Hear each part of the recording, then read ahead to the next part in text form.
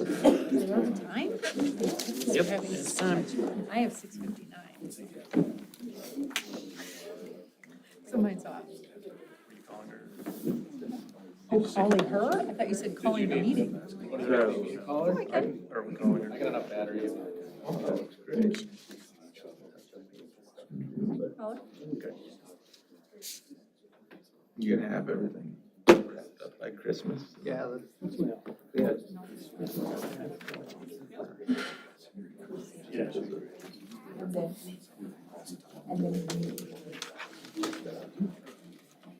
Hi, you ready to be on speaker? Yeah.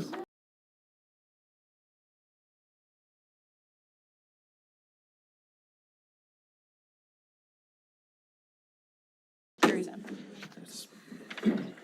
All right, got 7 o'clock. I'll call the Monday, November 25th regular Board of Education meeting to order. Nikki, would you call the roll, please? Yes, Nikki Austin is present. Jim Curran? Rich Debris? Present. Eric Ichdahl? Nope, absent. Mike Fressa? Present. Tracy Keane? Present. Dylan McGuire? Present. Terry Montgomery on speaker? And Phil Vosberg?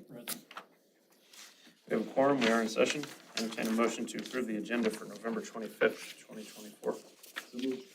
Second. Got a motion by Jim and a second by Mike. By voice vote, all those in favor signify by saying aye. Aye. Motion carries. Next item is our consent agenda. Do any board members wish to remove a consent agenda item for individual consideration? No. Okay, hearing none. We're going to read them into the record. We are approving the minutes for the Board of Education meeting from November 11th, 2024. We are approving the high school safety drill evaluation. We are approving reestablishing the cooperative team membership with Beloit Fury Girls Hockey Co-op. We are approving an acceptance of community donations. School supplies donated anonymously to Parkside Elementary. Backpack Buddies donations, 36 of them that I'm just going to run through those donations right now. St. John's United Church of Christ, $200. Mary Ann Johnson, $30.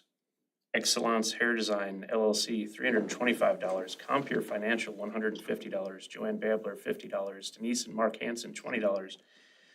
Joanne Lester, $20. Ellen Hoffman, $25. Joanne Hare, $25. Randy and Mark Roderick, $50. Eric and Jennifer Eckerman, $50. Ann Wells, $50. Donald and Bonnie Barker, $50. Jane and Rudy Booker, $50. Michael and Julie Teasdale, $50. Gary and Susan Becker, $100. Wayne and Lori Segner, $100. Tom and Karen Vale, $100. Mary Noki, $100. Astrid Winchell, $100. Daniel and Jennifer Jacobson, $100. Andrew and Lisa Hendrickson, $150. Terry and Laura Hughes, $150. Christine Miller, $150. Whit Farms, $200. Kim and Mary Kay Carey, $200. Mattea Moon, $200. Reverend Paul and Kathy Gregerson, $500. Jerome and Kathleen Golumbesky, $500. Jane Paradowski, $500. Figgy Insurance and Financial Services, $1,000.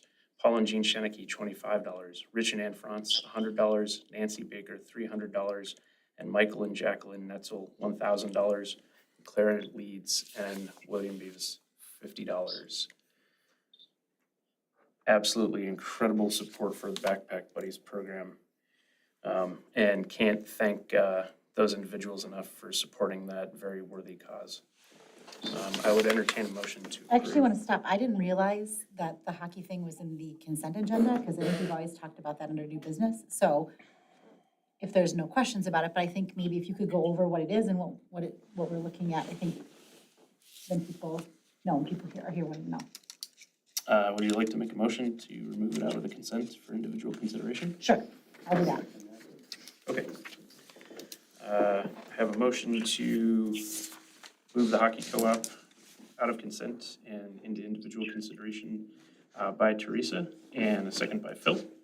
By voice vote, all those in favor signify by saying aye. Aye. All those opposed, nay. Motion carries, so we will handle that as the first item in new business.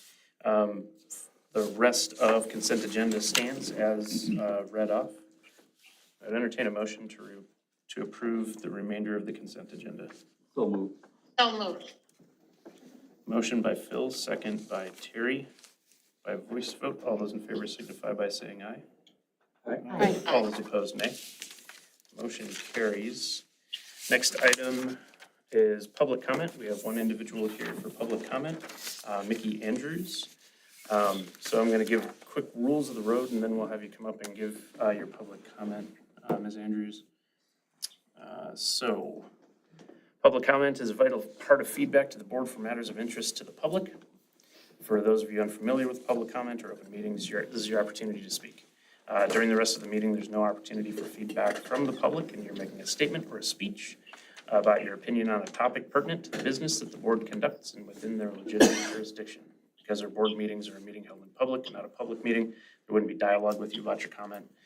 That means while the board may not respond directly to you, we will take your comments into consideration as we review items that come before the board. While you're making your comment, all your statements should be directed towards me, and we ask you to limit your comment to 5 minutes and begin with your name for the record. So whenever you're ready, I will put 5 minutes on the clock for you, and you can go ahead and start whenever you're ready. My name is Mickey Andrews. I'm in 8th grade, and I've been playing hockey for 8 years. Thank you for taking the time to consider rejoining the all-girls Fury Hockey Co-op. Once youth reach puberty, their strength and size start to differ between genders. In girls' high school hockey, though it is still very competitive and physical, it is much more about speed and finesse. Whereas high school boys' hockey is much more focused on the strength and power of checking, thus creating a dangerous environment for girls. By rejoining this co-op, you have given a new generation of girls the opportunity to pursue something we love in a safe social and physical environment. You are also giving us the chance to play higher level hockey in the future. I recognize that this co-op will take time and commitment, and I am committed to prioritizing my academics as a student athlete. I am thankful that you are willing to give me and many other girls a chance. Thank you, Ms. Thank you. Andrews. Okay. All right. Good job. Good job. All right, so first item we're going to take up for new business is the item moved from consent. It is approval of reestablishing the cooperative team membership with the Beloit Fury Girls Hockey Co-op. Administration, would you like to walk us through your recommendation? Sure. So Eric has been working with the family and the administration at the high school, and so supporting recommendation actually. So the cooperative team sponsorship paperwork is due on February 1st of 2025 for readmittance to the co-op. So the school district of Monroe does not currently offer a girls hockey program. Currently, girls that want to play on the high school hockey team must join the boys team. So we've operated a co-op, a co-ed team now for 3 years. Okay. All right. Let's see. So there is a formal request, and we just heard from the young lady that wants to do that.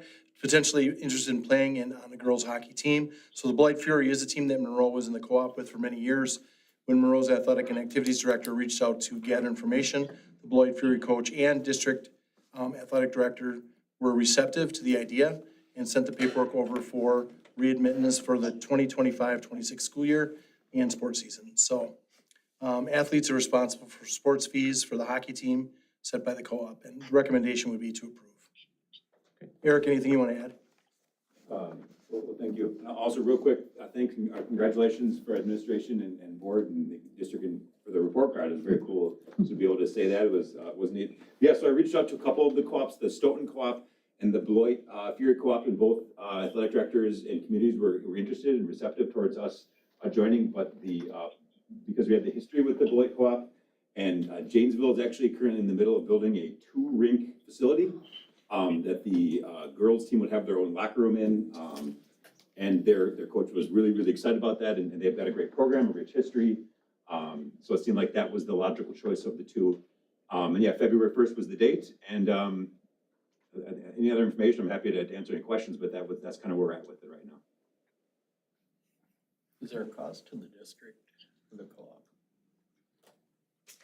No, there's not a cost to our district. What ends up happening is at the end of the season for a co-op, all of the costs that go into the sport are divvied up between all of the members of the co-op. So determining how many kids you have per school is how much you pay, and then that goes back to the families to pay that cost.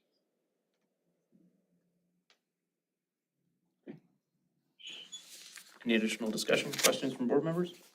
Is that, so right now, I'm thinking of the fees schedule, so boys hockey players have to pay a fee to participate in boys hockey.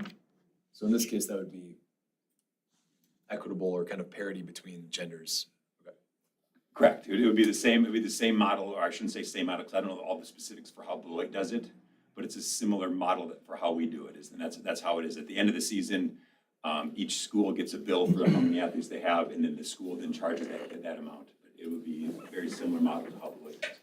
And to your question, Jim, historically, what we've done is if there's a discrepancy between that boys' fee and the girls' fee, we would cap it, and then the district would cover the increase that may be realized by running the girls' program. So if it came back and it was like $8,000 for Mickey to play hockey, we wouldn't be handing over an $8,000 fee invoice to the family. We would cover it, and we wouldn't expect that kind of surprise anyway. So one other point too, and Eric, I think you were gonna mention this, but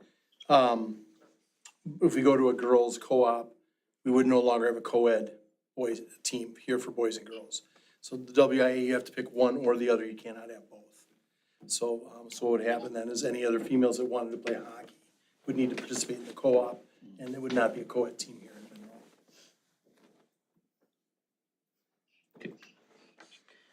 And there are, in addition to Ms. Andrews, there are additional players in the pipeline.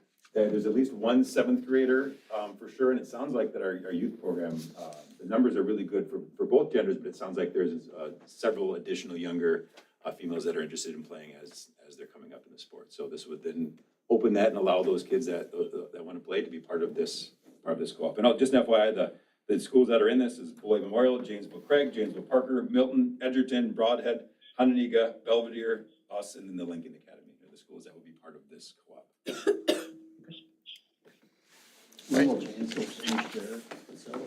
I thought it was next school year. I could be wrong, but I thought it was for the 25-26 school year.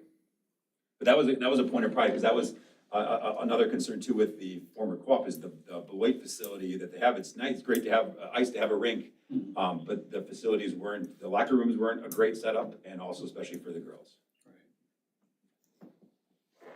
Okay. If there's no further questions or conversation, I'd entertain a motion. No questions, but just, Mickey, being an eighth grader, I want to commend you for standing up here in front of the board to speak about your passion. That takes some guts, and it's very commendable when a young student comes and talks to us, so thank you. Is that a second then, Mike? Yeah. Okay. So who made the first line? Phil, I've got a motion by Phil and a second by Mike to approve the girls hockey co-op. Actually, let me get this right. To approve reestablishing cooperative team membership with the Beloit Fury Girls Hockey Co-op. Here's the motion. By voice vote, all those in favor signify by saying aye. Aye. All those opposed, nay. Motion carries. Have fun. Congratulations. Congratulations. Okay. Mickey, you want to stay for a minute or two? We're gonna show a video of the new high school.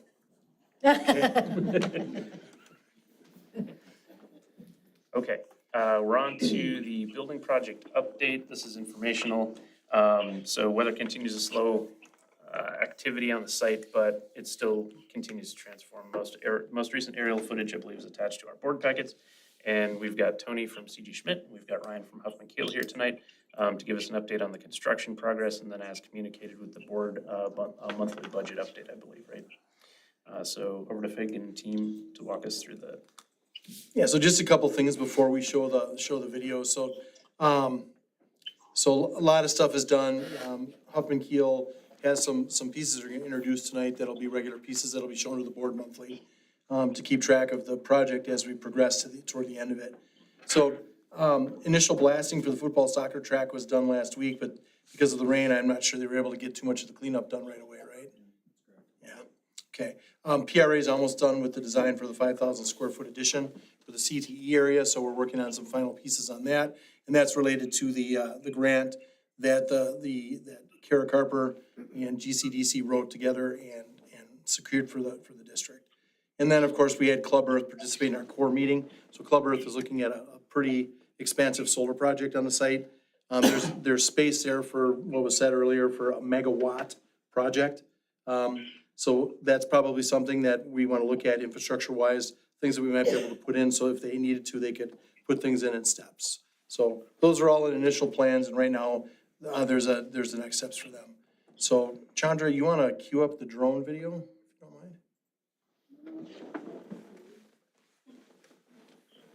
So this will be all 5 months together. Was there sound on this too? I think it was just some music.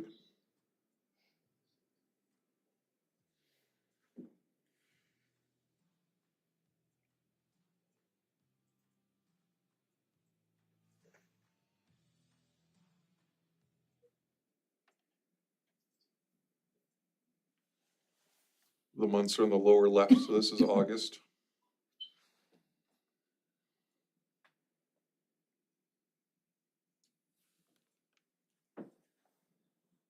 See the buildings start to take shape.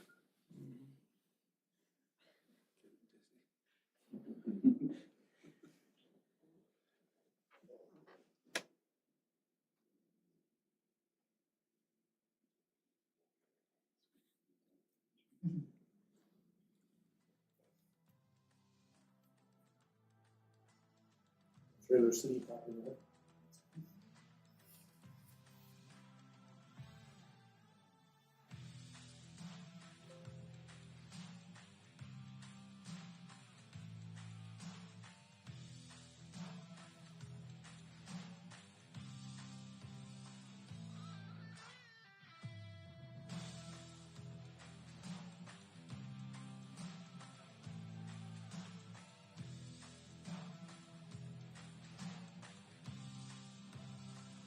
So we've got something might be growing now.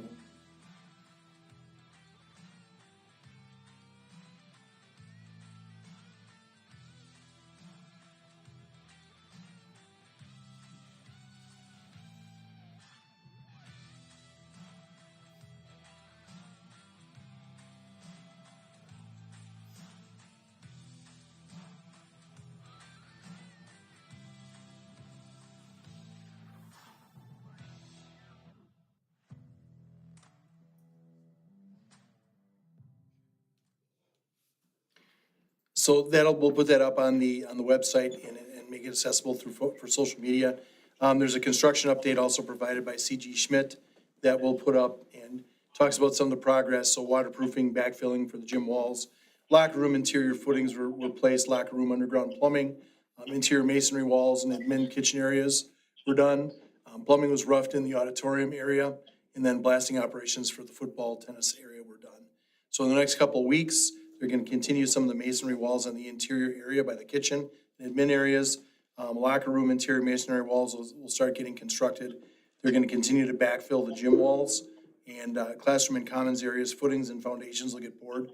And then there'll be some more blasting operations done over by the football field, weather permitting. So in that, there's also some pictures of some of the areas in the work, and we'll get that also put up online so people can see that. So Tony, is there anything else you want to add from the site? Well, you pretty much hit everything I was gonna say. We are getting preparations for winter is the main thing. As you can see in the site, once you hit November, it starts looking wet there, and with the shorter days, it takes longer for the site to dry out. So we're currently struggling with that, but we're very thankful of the previous months of great weather we had that we didn't forget about. So we're still on track. We got masonry shack out there to keep the masonry water and the materials. Great temperature, blankets for frost protection. We put in a lot of stone around the site, so we have a nice working area for the crews. So yeah, I think one of our big milestones is backfilling that foundation wall by the gym. That's kind of a big opportunity for us to kind of get going with the structure adjacent to that. And then tomorrow is when we finish our last pour for tall foundation walls. If you remember seeing, there's a gap on the north side of the gym there in that video. We'll closing that up tomorrow and shifting gears to the northwest part of the building for foundations, so. I think that's all. When's the pre-cash start showing up? It starts showing up in December here before Christmas. That was originally scheduled sooner, right? We had to move it around for a few different reasons, but ultimately, I think it actually worked out in our favor because the CTE redesign, and that was the first area we were gonna set, so it allowed us to work through some things there and get better game plan for when that area does start. Will you stand as they deliver them? Is that how that will work? What's that? Will you stand them as they deliver? Yeah. We'll stand off the truck. Right now, they're all made. They're just in the yard elsewhere.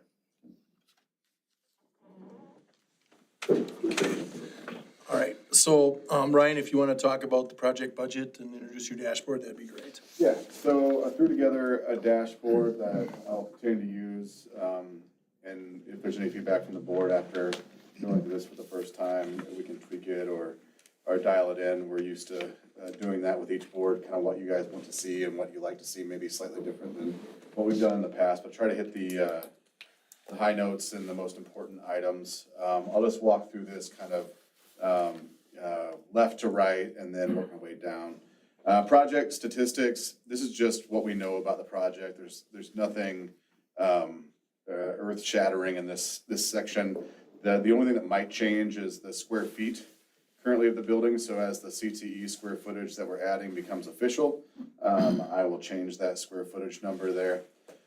Percentage complete to the right of that, there's two numbers there. Construction is truly what it sounds like. It's just the construction of the building. It doesn't include any of the soft costs, and it also doesn't include anything with Abe Lincoln.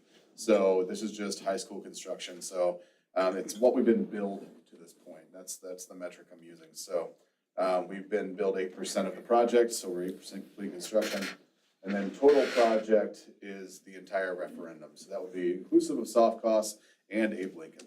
So we're at 15% there. So next is owner contingency, probably going to be one of the more important boxes that we see change and evolve and discuss as we move through here. The budgeted owner contingency you see there is the 1.5 million and change. The remaining is a little under 1.4. We'll come back to that in a minute. Budget is just a snapshot of the second page. The second page is the page that you guys are now have seen for a handful of weeks. This will continue just to evolve. It's a living document. It will show a line item breakout of the budget and as things are invoiced or as contracted values change. So if there's any change orders, it'll be represented here. Then as we close out, sections will remain here, but they will show that they're invoiced to date and there's nothing remaining in each line item. So that's all rolled up into a kind of a more simple snapshot here in the budget on the dashboard. The next one is change orders. I'll come back to that because I want to go over quickly to the burn rate. The burn rate is what it sounds like. It's the owner contingency burn rate. So it tells us how much we've spent. It takes into account how much we've spent so far, what month we're in the project, extrapolated over the entire project. So we're averaging currently $17,815 a month of expenditure in the owner contingency. And if you were to extrapolate that across the entire project, we would spend just under $400,000 in owner contingency, which we budgeted 1.5 million. So we're well under a burn rate that is concerning at this point. We're doing great in that sense. And then below are some really, at this point, boring progress photos. These are taken when we're on site, and there's been a lot of mud this month. So these are taken really close to the trailer out on the job site, and they will become a whole lot more exciting as the job continues and the building goes vertical. It's also an opportunity to call out certain details and things that we can have a little bit of a dialogue on. But right now, we're just showing some masonry going up a bit from a distance and showing a wet site at this point. So it's not that exciting now, but it will get better later. And then recent change orders there in that middle box that I kind of skipped over. And this is the box that will show, and the way this presents may differ from month to month just because we may have more to talk about or less to talk about in a given month. But this is the one change order that we have signed so far on the project that affects the owner contingency, and that's from Ian Hughes, the earthworks contractor. There were a couple CBs, construction bulletins, that had come out after they'd been contracted with and bought out for their contract value that changed the design. So we've talked a lot about evolution of design and the impacts that have, and we talked about it during the bidding process, and now we're talking a bit about it in early construction days. They were one of the earliest contractors to be bought out since they were earthwork. So as the design evolved, construction bulletins were presented showing that evolution, and that evolution came at a cost. And so right now that cost currently is, with this change order, is the $124,000 and change, almost $125,000. So as we get into the months, again, that little box there may change. If we have more to talk about or more line items, I'll just continue to, just get it to fit in there. Yeah, I think that's pretty much it for the dashboard. Being the first time I present, I just wanted you to get comfortable with this document and what all the segments are, and give you an opportunity to ask any questions that you might have. And like I said at the beginning, if there's a bit of information that is not in this that you would love to see on a regular basis, I'm more than happy to have this document evolve a bit to get that in there. We can find space to make it work. So yeah, that's it. Here's the question, the Yeah. Ian and Hughes, with the change orders, are we final settled then on contract price? In other words, will there be any more change? orders? There is, as long as we continue to receive construction bulletins, which kind of happen throughout the entire project, we'll continue to have change orders to represent those construction bulletins. So, it may not all be Ian and Hughes by any means, but there's always, if there's changes, for example, the CTE expansion, we're going to have change orders from that. So that will be coming out because there was some design evolution and change there. Majority of construction bulletins are very strongly biased to the front end of the project, especially when there's bid packages, the way we bid this project out. The design has this natural inclination to evolve as things are learned and discovered and combined and coordinated. And so there will be more, but it's mainly biased towards the front end of the project when we get the majority of CBs. What CB are we on now? 6. We have had 6 so far. Not all of them have been fully processed, meaning all 6 construction bulletins, they have been created and given to C.G. Schmidt, and C.G. Schmidt takes those to their subcontractors and has them price. If there's indeed any change for any of these trades, they will respond back and tell them what the cost is to incorporate the construction bulletins. Yeah, I understand, thank you. Specifically with Ian and Hughes, do you anticipate any more change orders? I think there is a little bit of lagging still. Aren't we anticipating one more potentially? There will always be some change orders till they're done. I mean, there's a few things out there. They're doing some additional stonework, I think. And until they get off the site, there's always gonna be some type of stuff that they gotta do. Whether that's scope change or just something that the project needs. Because they have excavators there, some contractors will want to hire them to do other activities. So that's not necessarily a change order to the district, but things will come up and continue to come up throughout the whole project. So I don't think it's fair to think that there would be no more. And then a general question, I guess, with the solar in Clover, I mean, I'm really excited about that. The infrastructure work that we're talking about, I guess preemptively, accommodate that, is that within the established budget? That is not in our budget. So those are costs that would be incurred by Club Earth or by, donations they would have. And to augment a little bit of Ryan's dashboard there, so as he pointed out, construction was at 8%. Total project was at 15%. If you look over at the budget on the left, the majority of that is obviously the professional services, meaning the architectural fees for the design up front. And so that's why you see professional services are 4.3 out of 5.3 million budgeted, and so that's why you see some of the project costs also where they are. Hey, Ryan, so I see I get the like burn rate applied to the future gives us an estimated kind of total contingency usage. Are there other inputs just to kind of help us get our heads around, like how much of the contingency are you anticipating we're gonna use other than just the historical monthly times, applied to the future? Hard to predict.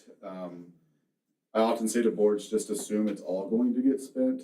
And that's, the reason being is that there is a world of unknowns yet as we get into the project. And there may be also decisions made towards the tail end of the project if there's a remainder of contingency for enhancing or enriching the project. So often what we see is once we get past a certain point in the project, and we've moved indoors and we're doing finishes and we're doing certain things, that there's some low-hanging fruit type options to buy a little bit more furniture or, do the thing in this space that we thought we really wanted to do but didn't really have the opportunity to do, and to apply the remainder, a portion of the remainder construction contingency, or owner's contingency to that.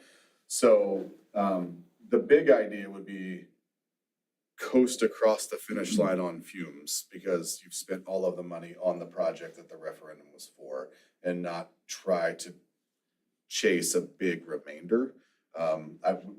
I'll just say this from experience, we've had districts that have had large remainders that have had challenges in trying to get that implemented and spent in the certain window that they have after the project is complete. They're bound to a certain amount of time to expend those dollars in a correct way, and it had become challenging for them. And so, but right now our best tool is the burn rate at this point to know kind of how this will obviously update every time we come in, and we'll have an idea of how things are projecting. But I would just say through efforts, we should assume or want to kind of zero that out by the time we get to the end of the project and move students in.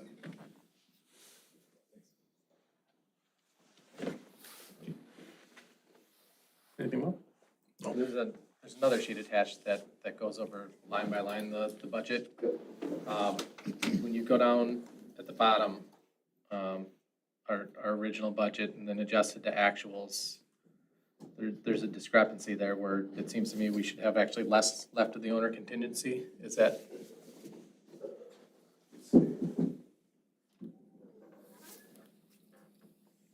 Well, you see the second column where it says the owner contingency is 1.375? Yep. And then, oh, you know what? I do have an adding error there. That actually shouldn't change there because it's taking it from the owner contingency. Okay. Yeah, you are correct. That's, for some reason, I don't know what that's pulling from, to be completely honest. But you are correct. That is a broken line on the, because until we would exhaust the owner contingency, the total actually would not grow. So, Right, it should be. yeah, it should be sit the That's why I same. was worried that we had less contingency than we're showing. No, that is correct. So if we were ever to overspend contingency, which there's no anticipation of that, at that point, that number would grow. I'm gonna see what have a broken formula. I'll figure what that is. Any additional conversation or questions from board members? All right. Can I bring up one thing? Yeah, absolutely. So there is the 1st of December meeting and not the 2nd of December meeting for the holidays next week, or next month. I don't know how beneficial another meeting would be in a couple weeks.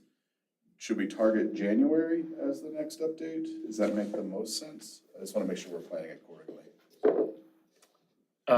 Yeah, that would be fine, because I don't think much is gonna change in the 2 weeks between now and then. We can do whichever. I just want to make sure we're planning it correctly. Yeah, we're not planning to do a meeting on the 23rd of December, so. I might have some things going on. Yeah, we'll plan to see you on the 13th of January then for the next update.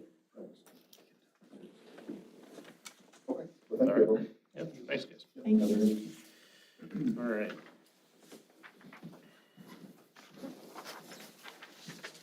Next item on the agenda is referendum survey information update. So this item is informational. Last meeting, we directed administration to develop a survey with school perceptions to inquire with the community, their rationale, if they chose to share it, why they voted in support or opposition to the referendum, survey is attached to our packets, and it asks for clarity on those items, feedback on cost savings opportunities, as well as testing community support for varying options of operating referenda from 1.25 million up to 2.25 million in combination with reductions in fund balance usage. So it's a tight timeline to get the survey feedback returned to the board, and if it is ultimately the intention of the board to place it on a spring ballot as a question. So concurrent to the survey results, it's my intent to work with administration to schedule 2 listening sessions, each with a brief presentation on the need for the operational referendum, and then we'll have informal conversations with admin and board members with the folks in attendance. So once we get those dates, they'll be TBD, but as soon as we get them set, we'll communicate them to folks to save the date. We'll need as many board members there as we can to help facilitate some of those conversations along with administrators. Then, depending on the information we receive through those meetings, we may have special board meetings to accommodate actions required within statutory timelines. So, turn it over to you, Fig, to talk about the survey timeline or anything else you want to add. Sure. So I'm gonna actually just read the opening stanza for the survey, just to make sure that we have it spoken. So November 5th, voters in the school district of Monroe rejected an operational referendum. This funding would have been used to maintain class sizes, current course offerings, and competitive salaries to help attract and retain high-quality staff. There are tough decisions ahead, and solving our challenges will take a collective effort. We are not alone. Most school districts in Wisconsin, 86% of them, have pursued a referendum to help pay for daily expenses. The survey represents our budget situation. Your input will help guide the school board's planning as we determine the best approach to address this critical financial issue. So people are aware, School Perceptions is an independent education research firm, and they're going to be administering the survey. Responses will be confidential. So timeline-wise, we're looking at the week of December 2nd, so next week, these going out. So we're working with the printer today to try to get everything buttoned down, to get the printing done. And there will be emailed electronic surveys going out to people we have emails for. So all that's going to be done. So that'll go out. It'll be due December 23rd. It'll take School Perceptions about 2 weeks to create the reports, and the plan to have results back to the Board of Education the week of January 6th. So the week of January 6th, we have a board meeting on January 13th. Questions about the timeline or the survey from board members? Okay. Not about the survey, but I think do you have any idea of when you're thinking of scheduling the meetings? I think it's really, I think it's really important, and I'm glad to hear that we're doing a couple of them. Do you have any idea in general weeks, general times? Not at this time. We need to work with administration. I know that there was an effort to schedule the legacy meeting. We needed to get that nailed down first, and then we can follow up with planning to have those community sessions. I can tell you it needs to be before January 13th. Okay. Because the board has to make a decision by January 20th if they desire to place a question on the ballot. So I think to have all of the input from the survey and from our community, we need to do that prior to January 13th. Sure. So That makes TBD other than that. Thank you. Yep. Okay. We'll move on to item C. We get to talk a little bit more about Abraham Lincoln's National Blue Ribbon School Activities Update. So tonight, that continued conversation, I see Sarah back there. Talk about our nationally recognized, I'm gonna keep saying nationally recognized elementary school, Abraham Lincoln. I understand, Sarah, you have some details for us to share about some celebrations and some opportunities to get involved. Yes. In the past, like what we've done so far, we obviously went to the ceremony in Washington, D.C. We've had a couple of chances to talk on big radio, highlighting the announcement of the National Blue Ribbon School, and then also kind of sharing about our trip. So Mrs. Butler joined me for that one. In addition, some of the things that we have coming up, we have a couple of parents who, one is like video production and the other has expertise in filming. And so she came in and got statements from students and staff and some parents. And so we're working to complete a video that'll go out. Hoping to get some window planks for Abe, staff t-shirts, some extra signage. We are on December 16th having a National Blue Ribbon Breakfast and flag raising ceremony. So that's Monday, December 16th at 7:40. So we're going to do the first part with students and families and staff members.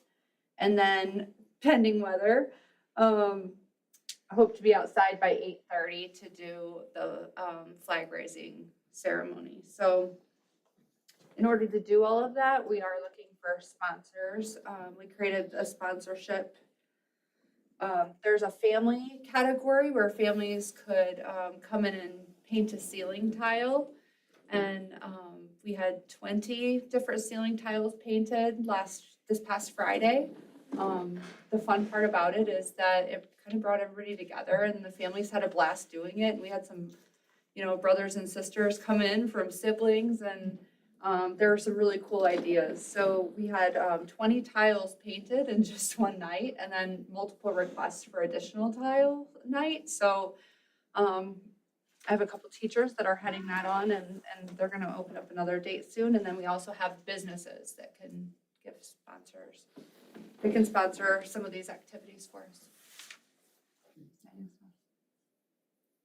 Tell us a little bit more about the breakfast. Are you looking for board members to attend? You're welcome families? to. Yeah, if anything that you'd like to join, you're more than welcome to. We're having pancakes and sausage with sprinkles from Clovers because they're blue. So yeah, we've gotten those donated. And so we just hope to make it like a family atmosphere and we're going to play the video for everybody. But yes, you're all welcome to attend if you'd like to.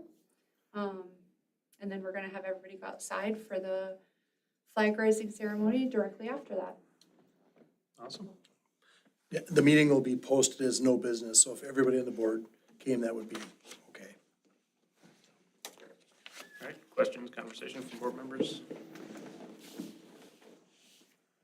Okay, thank you. All right. Next item on the agenda is a summary of the school report card, curriculum, and instruction committee meeting. So this next item, again, is informational. It's another opportunity to celebrate the entire team of the school district of Monroe and the efforts of our students and all of those who support them across the district. And I feel it's appropriate, this being the week of Thanksgiving, because I know that we are very thankful for the diligence, the ownership, the care, the focus on our students at every level across the district to support them to create what are some fabulous results. They were released last week as a part of the DPI report card, and the curriculum committee had a good discussion about them with the building leaders prior to this meeting, and Todd's going to help walk us through some district level and then highlight, I think, some comparative results and let us know how we're doing. Yeah, a lot to celebrate. Got some really good news across the district. We have 3 elementaries that are all significantly in the exceeds expectation category. So we got Blue Ribbon School, but we got 3 amazing elementary schools that are doing some really great work. And then we had a middle school and high school, both that moved levels. Middle school just squeaked into the exceeds expectation category to get that 4-star rating, and then the high school moved from meets few to meets expectations. So every school did really great work. Excited to share. Lots of work from staff and our leaders, PD, updated curriculum, updated systems. We talked at our curriculum meeting today about just the collaboration between the different levels, the different elementaries, and how all of that goes into this work. So couldn't be more proud of the work that our staff has done and our leaders in each of our buildings to make that happen. And we should be really proud as a district because this is some really good data to share and be excited about. And I know We had posted some stuff on Facebook.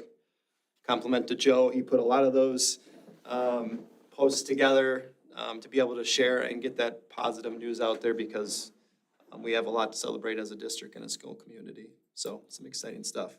So yeah, I just wanted to walk through a little bit of data at the district level. Just share a few, hopefully, data points if we can get this to work. There we go.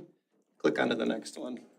Chandra, I'll just kind of tell you when to click. How about that? Before we jump into the district scores, I did want to point out there's some questions that were out there about some of the cut scores that were changed. And the state did change cut scores for all the assessments.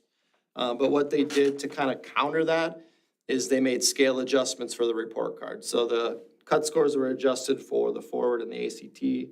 And then to kind of counter that, they did some recalculations with the report card. And what that did, it actually took the achievement levels and drove them down.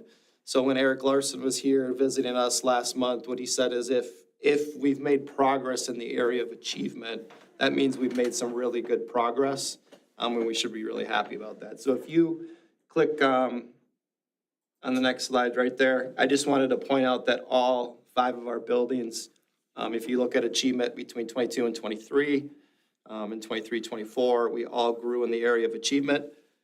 Another reason to celebrate, again, because we made movement there when, again, the state adjusted that scale based on the proficiency cut scores, basically to level it so you could make comparisons between last year's report card and this year's report card. So the fact that we made growth in all buildings in the area of achievement says we've done some really good work there. So just wanted to point that out because that was a question out there that the proficiency score cuts have changed. And they're good changes. I think we feel like they're where they should be. And the state, again, made some tweaks to the report card to kind of counterbalance that achievement score update. So next year, they'll apply the achievement score change, but for this year, they just made some tweaks to the report card. Now you can go back, Chandra, the district's overview. Just want to point out a couple of things here. We are at 70.8. This is the 4th year in a row that we've made progress. In 2021, we were 59.7.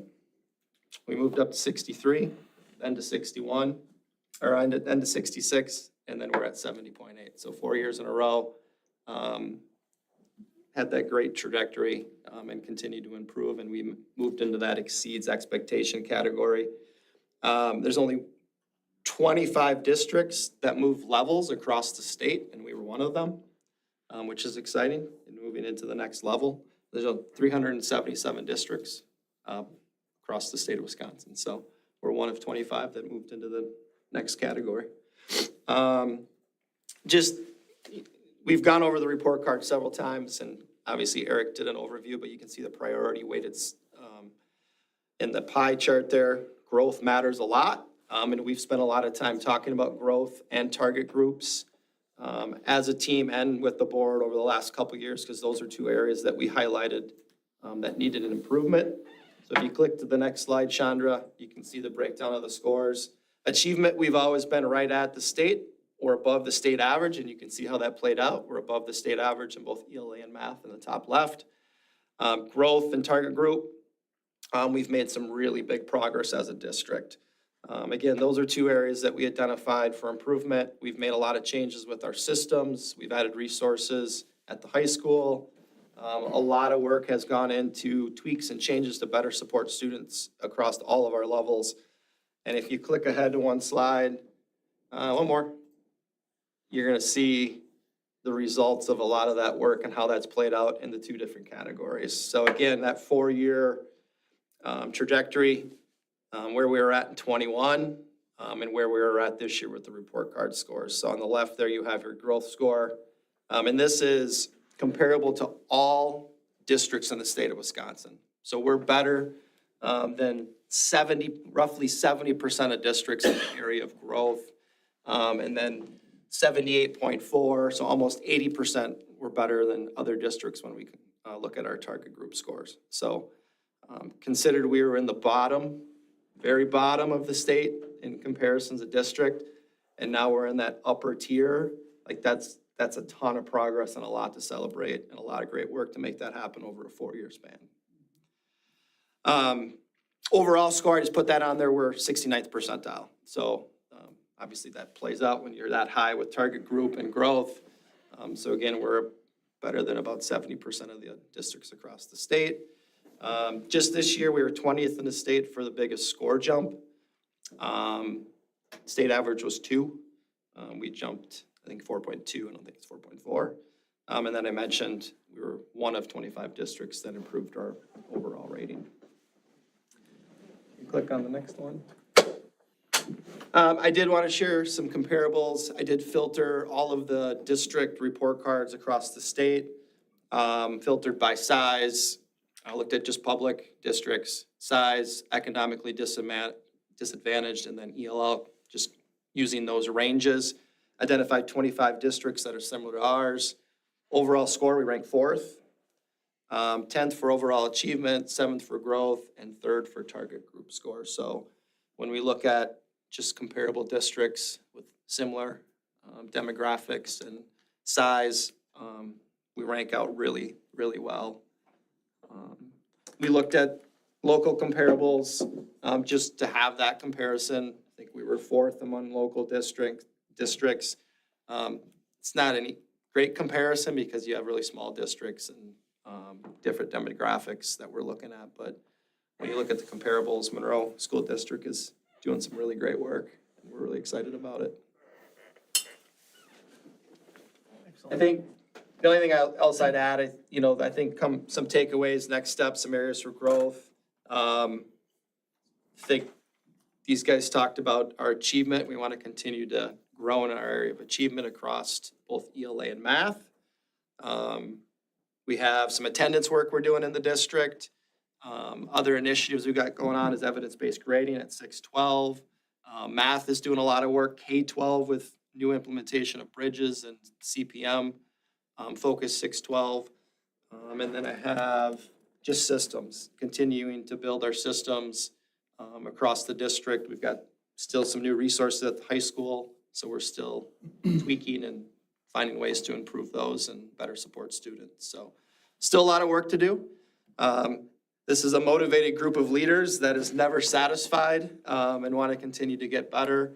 And these guys do the work with their staff and have been great leaders over those 4 years to continue to get really good results. And I think we're extremely excited, but want to continue to stack better years moving forward. Any questions from the board? Just a comment, I guess, Todd. I mean, chronic absenteeism, I think, hurt us a little bit as a district. And so I think, to me, the call for help to parents and community is, that's an area where we could use whatever help we can get. I think there's only so much the district can do, and the leaders in the buildings and the staff. And, I just think we ought to just put that out there. That's really a call for help that can help us next year and beyond. Yeah, attendance is extremely important, obviously, for some of that data. And then obviously if they're not at school, it's hard to grow and help kids learn. So I think as a district, we've done some stuff to spread the word, change some of our procedures and policies across the district as well. So yeah, I think, getting kids to school every day is an important piece, and we need all the parents' help we can get. I just wanted to say thank you for all your hard work to the teachers and administration who've worked really hard over the past 3 years to get these scores up. It takes a lot. Thank you. Thanks, Derry. Anybody else? We're gonna start with questions and curriculum. Yeah, results that folks should absolutely be proud of, especially the trajectory that has been seen over the, from 21-22 all the way through till now. Turning that corner and then that momentum that you all have. Celebrate it, be proud of it, keep it going, appreciate it. A lot of great work happening across the district. So Okay. Hey, Todd, I'm curious if you got, I know you might not have this offhand, so I apologize for putting you on the spot here, but do you have a sense for have any districts grown that much from a percentile standpoint? Like, this is just unheard of in like my own experience, and so, yeah, has anyone grown more than Monroe School District in the past 3 years, percentile wise? Knew you were gonna ask that, Jim.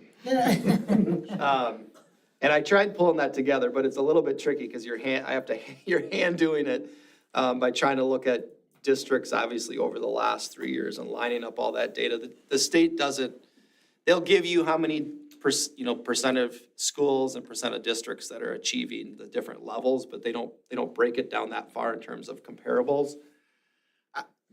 If there's any districts that have made that kind of progress over the last 4 years, you think you can count them on one hand, right? Like, I'm not sure there's many districts that have grown that much from 2021 to now. So I don't have like, here's what it is, here's the figures, but I feel pretty confident saying there's not many districts that have shown that much progress. I appreciate that. And maybe just to, I've said this in a couple different venues, so I don't want to repeat myself, but I just, this is incredible. It's really incredible. And I just want to say a huge thank you to all the folks who put in the hard work on this.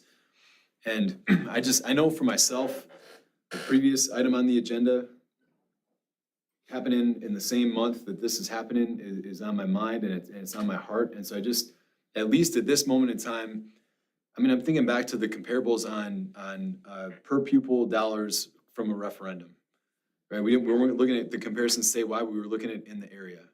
And so really, the side-by-side here is we've got one of the most improved school districts in the state of Wisconsin with, I would say, on the lower end, I would guess probably lowest 25 percentile, maybe, I don't have the exact numbers, but we're the lowest in the area in per pupil referendum dollars.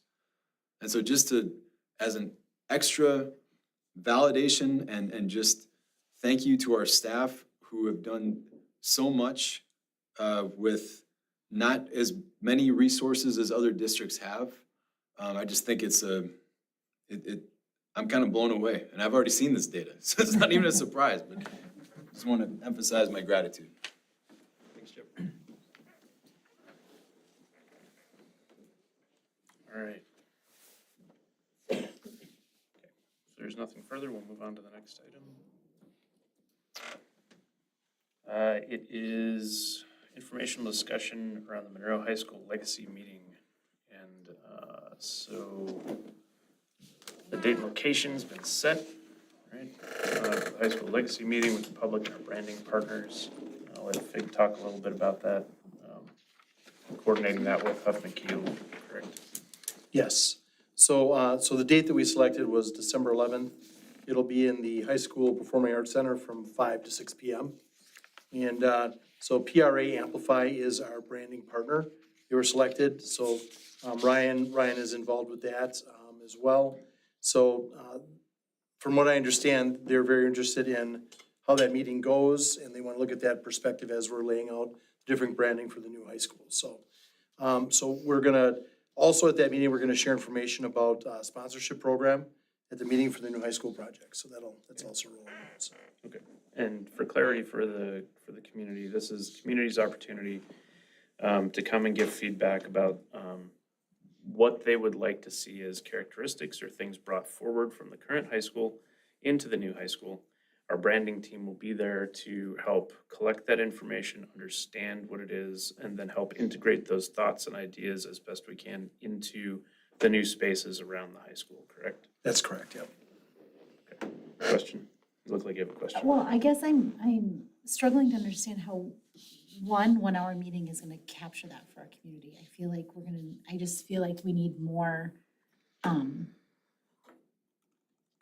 people might need more than a couple weeks' notice, and they might need some different times. I'm just struggling to understand how we're gonna capture that information. I think it's really important information to get from the community as we move forward and celebrate the new high school. So I guess So we already got some input via email, like when we started talking about this 7, 8 months ago about some of the things. And if it turns out that it needs to be a longer meeting or have another meeting, we can schedule another meeting. Big, when you got the email information, was it solicited or were people just sharing their thoughts? They put some stuff out there, like things they wanted to see carried over. So obviously, the thing that keeps coming up, it's very often, it was the arch, right? Okay. They like some representation of the arch. Some of the more obvious things would be the state championship photos that are hanging in the current M room, just the placement of that. And anybody that's watched the video sees that we have a place for those already. But there's other things too. So one gentleman talked about, we have some benches in one of the courtyards, Jeremy, for the armed services, is that correct? In front of the school right now. So they are in front, okay. So it's the armed services benches and some things like that. So other things that they associate with Monroe High School as a legacy or as something that they want to see in the new campus. So those are the types of suggestions that have been coming through. And is there a timing that we need to do this in December? I guess I'm concerned that we're picking the busiest month of the year for people to then dedicate time to do this, or is this leading up to a campaign where they could be giving us ideas over the next month or two so that the architects can take that info? I guess Yeah, so PRA, they're teaming up with Amplify to do the branding. So that process until we open the school, we could be adding different branding aspects to the building, right? Or where something is gonna get placed. So it's the kickoff meeting, so if there's other ideas, it doesn't necessarily mean that they're gonna be too late if it's not at this meeting. I don't know if that answers your question or not.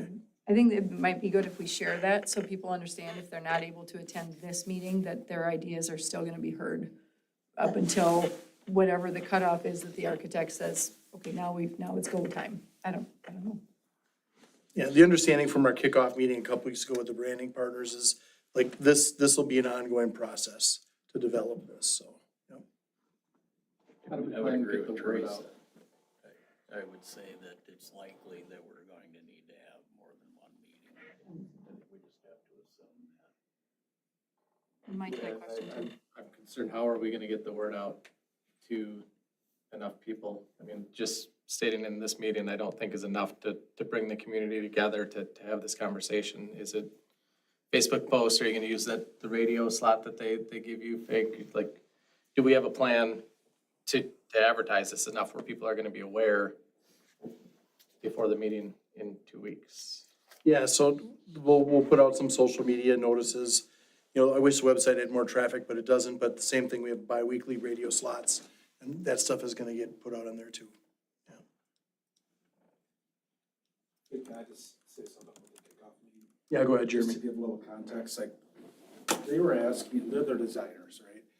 So they were asking about some higher level things, and I've been in this community only 24 years, so a while, but not Brand forever. new, right? So, yeah, we talk about things like, the cheese making industry, the Swiss heritage, agriculture and farming. Like, we talked about things that we wanted, because this community has been super close and super committed and super supportive of the schools. So we don't want this just to be Monroe High School. We want it to be a community venture. Agreed. And how do we capture the history of this community?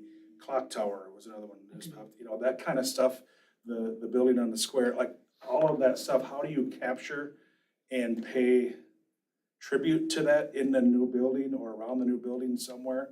But there could be, hence for this meeting, some things that I don't even know about, right? That we need to capture in the building or around the building. And then there's those physical things like the armed services benches, some memorial trees, the arch. I think those are a little bit more concrete and like we either move them or recreate them.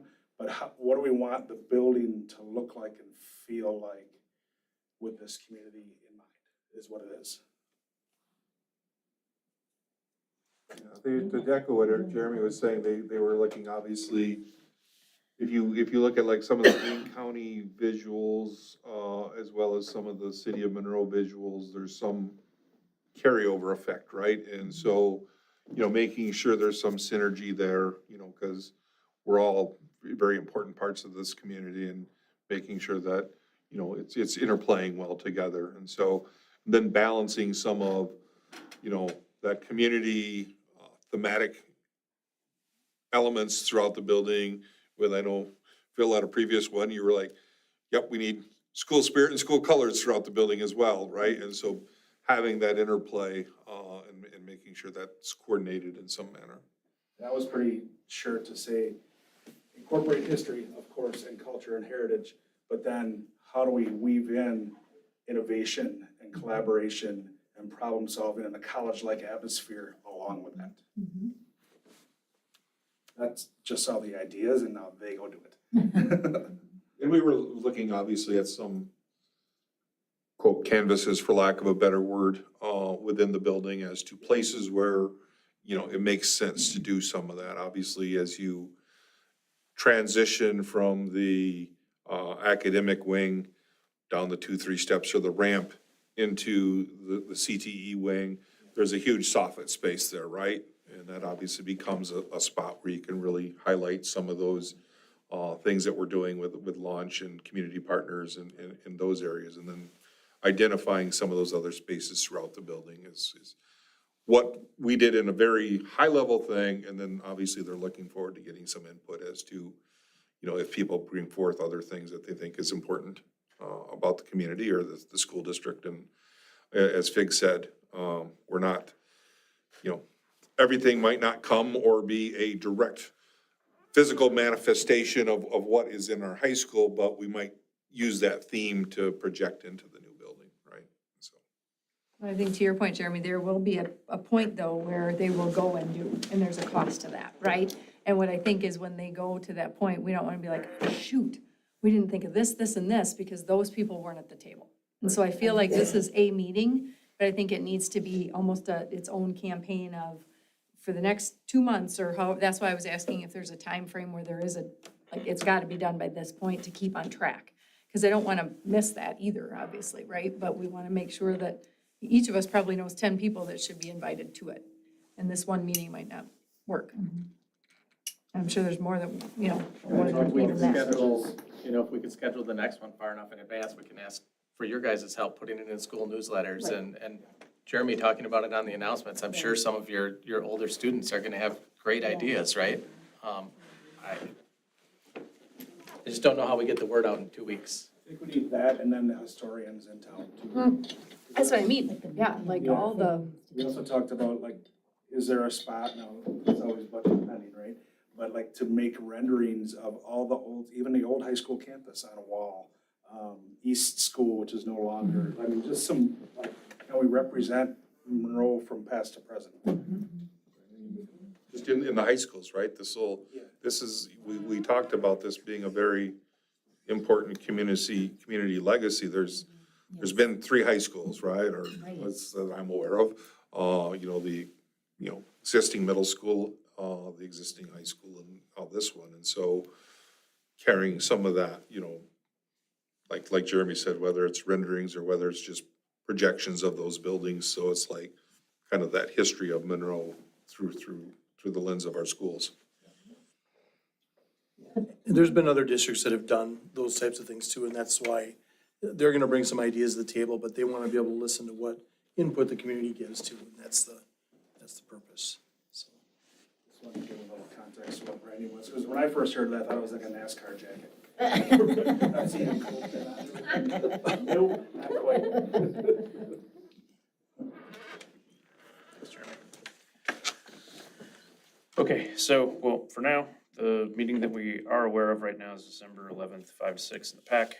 We'll see how that goes, and then develop additional outreach based on cutoff timeline delivered from the branding team, correct? Sound fair? Okay. On to informational items, so we're to our Board of Education representative, Leanne. Okay, so we have a 2-day school week, and tomorrow's the end of the trimester. So there's gonna be a lot of finals, and it's gonna be Thanksgiving break and then in service, so it's a pretty long break. I'll start with last Friday. One act went to state in UW Milwaukee and came back with some awards. Dorian Ryan and Owen Clem got individual actor awards, and we got a Best Director award, Ensemble award, and an All-State award. And then also last Friday, the AFS Club went to Milwaukee for a festival that celebrated different ethnics and cultures. I heard from a lot of people that they really enjoyed it and they got to experience different performances and tried different foods from other cultures. Hockey started their season off with a game against Whitefish Bay with scores of 3-4. Wrestling has a home scrimmage this Saturday at 7. Girls basketball played 2 games last week, one being Tuesday against Benton and one with a score of 52 and 43, and Thursday against Darlington with a score of 27-71. And they have a game tonight in South Beloit against Rockford and have a tournament this Saturday also in South Beloit. Boys basketball is starting their season with a game this Saturday against Belleville, and I suggest that you guys should get the tickets for the holiday extravaganza starting Sunday because it sold out really quick last year. So it's essentially the theater. They put skits together in between choirs from both high school and the middle school, and jazz band will be performing. And it's going to be Friday, December 13th and Saturday, December 14th. We had tickets go on sale Sunday, you said? Yes. How would people watching get those tickets? I'm sorry, can you say? Where do you go to get the tickets? I think online they have a link. I mean, you could go in person, but they might sell out pretty quick. Awesome. Thank you. Okay. Other liaisons, MEA Mass, I do not have communications from them. Boardsmanship, administration for boardsmanship.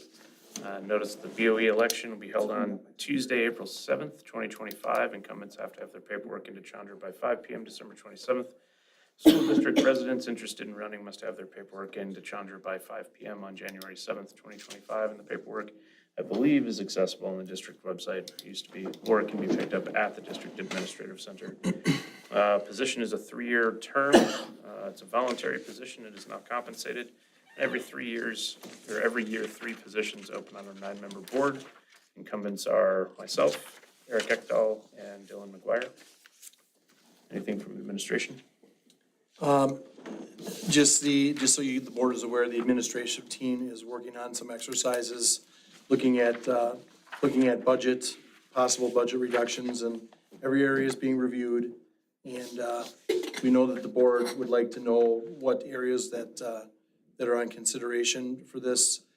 And we're hoping to be able to bring that to you guys soon, maybe as early as the next meeting. Okay.